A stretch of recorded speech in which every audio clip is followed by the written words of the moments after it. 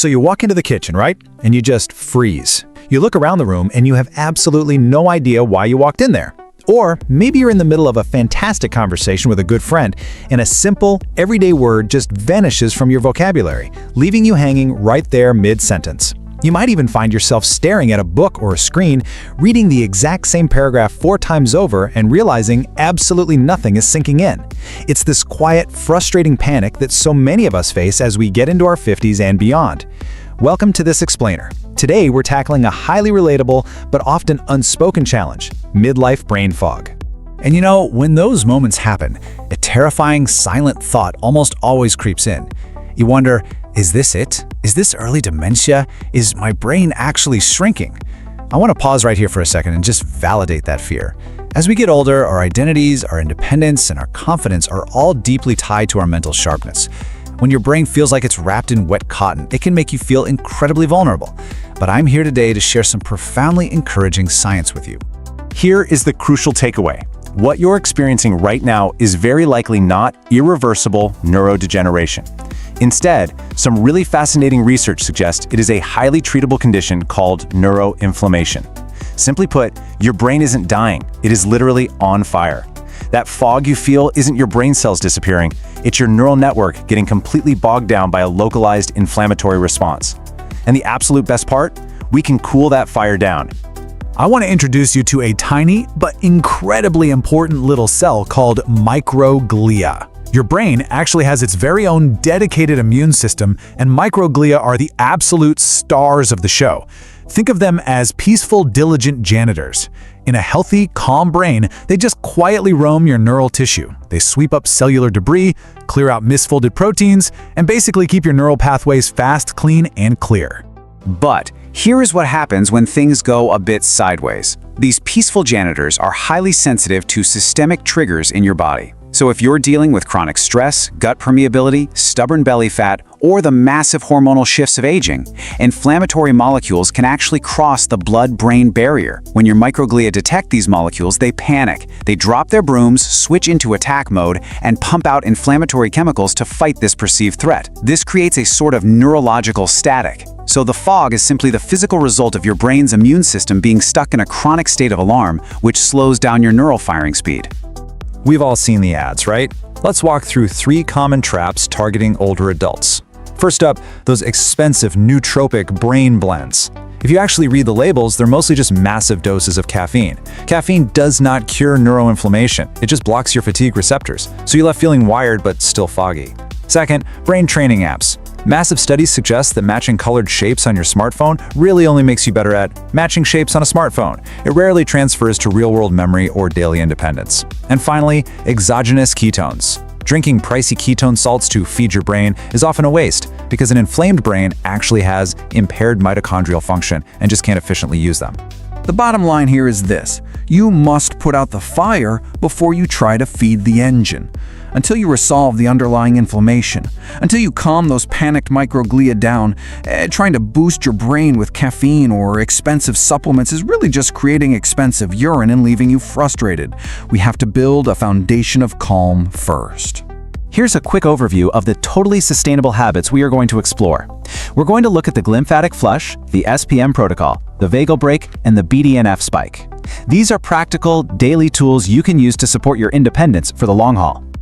Step 1 focuses on something called the glymphatic system.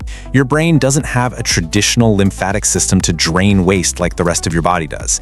Instead, it relies on this glymphatic dishwasher. What's so fascinating is that during deep, slow-wave sleep, your brain cells physically shrink by up to 60%. This shrinkage opens up channels that allow cerebral spinal fluid to literally wash through the tissue, flushing out inflammatory debris and metabolic trash. But here's the catch: this dishwasher only turns on during deep sleep.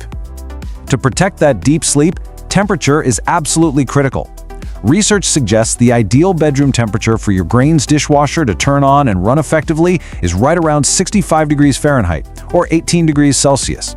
Keeping your sleeping environment cool is a really simple but profound way to support your brain's nightly self-cleaning cycle.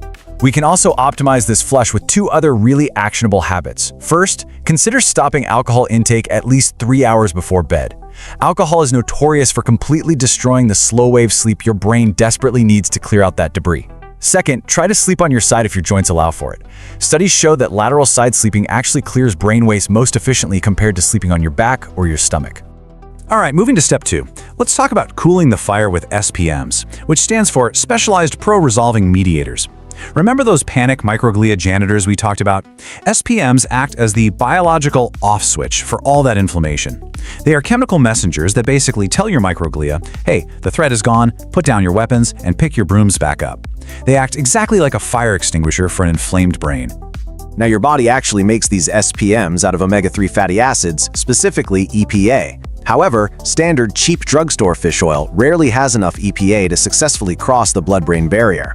Some research suggests that a high-quality, third-party tested omega-3 supplement providing 1,500 to 2,000 milligrams of EPA daily may help resolve this inflammation. But of course, as with anything, always discuss this with your healthcare provider first to ensure it's appropriate and safe for your specific situation, especially if you're on blood thinners. Let's move to step 3, the vagal brake. The vagus nerve is essentially this massive superhighway connecting your gut directly to your brain. If your gut is inflamed, it sends danger signals right up this nerve to the brainstem, which triggers those microglia into attack mode. But the great thing is, this highway goes both ways. We can intentionally send safety signals down the vagus nerve to physically lower our systemic inflammation. And stimulating this nerve is incredibly simple, because it passes right through your vocal cords, taking just 5 minutes a day to deeply hum, sing your favorite song, or even vigorously gargle water until your eyes water a little bit, effectively stimulates that vagal brake. This physical action releases acetylcholine. That's a potent anti-inflammatory neurotransmitter that helps cool the whole gut-brain axis. It's a completely free, highly effective natural tool. Finally, step 4, the BDNF spike. Once we've cooled the inflammatory fire, we need to help those neurons reconnect and start firing efficiently again. We do this by stimulating BDNF, or brain-derived neurotrophic factor. You can think of BDNF as basically Miracle-Gro, or fertilizer for your brain. It is absolutely crucial for rebuilding neural pathways and supporting a sharp, reliable memory. So how do we get this brain fertilizer? Through movement. Engaging in 30 to 45 minutes of steady-state, zone 2 cardio, that's where you're breathing heavily but you can still hold a conversation, increases blood flow to the memory center of the brain, flooding it with BDNF. Also, resistance training, adapted to your personal physical ability, of course, releases proteins from your muscles that cross the blood-brain barrier and directly support cognitive function. Moving your body truly, physically, helps clear your mind. Now, as we wrap up these steps, I really want to emphasize something important. Brain fog is a symptom, it's not a diagnosis.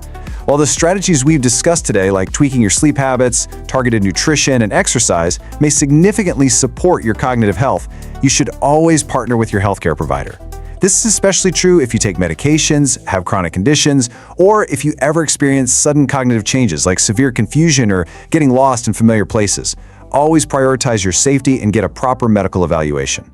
Listen, your brain is incredibly resilient. Aging gracefully, maintaining your independence, and keeping your mental clarity is something we can absolutely support with honest, evidence-based habits. You do not need to live in fear of every single forgotten word. So I want to leave you with a question to think about. Which of these 4 fixes, maybe dropping your sleep temperature, looking into a good omega-3, humming to stimulate your vagus nerve, or just getting a bit of zone 2 movement, which one will you start tonight? You can take control of your cognitive health one practical step at a time. Thanks for joining me, and never stop learning. Thank you for your time.